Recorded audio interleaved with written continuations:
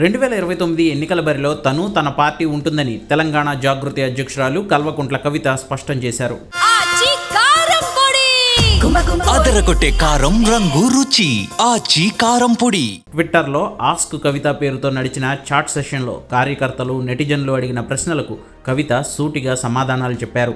2029 ఎన్నికల బరిలో తమ పార్టీ ఉంటుందన్న కవిత పార్టీ పేరేంటో మీరే చెప్పండి అంటూ ఓ నెటిజన్కి టాస్క్ అప్పగించారు.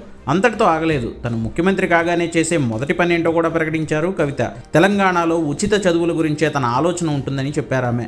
పిల్లల చదువుల కోసం తల్లిదండ్రులు రూపాయి కూడా కట్టకుండా చేయాలనుకుంటున్నానన్న కవిత తెలంగాణ సాధికారికత సాధించాలంటే మెరుగైన నాణ్యమైన ఉచిత విద్య, వైద్యం ప్రజలకు అందాలని అన్నారు. యువతకు ఉద్యోగాలు కల్పించడమే తన తొలి ప్రాధాన్యంగా పనిచేస్తానన్నారు కవిత.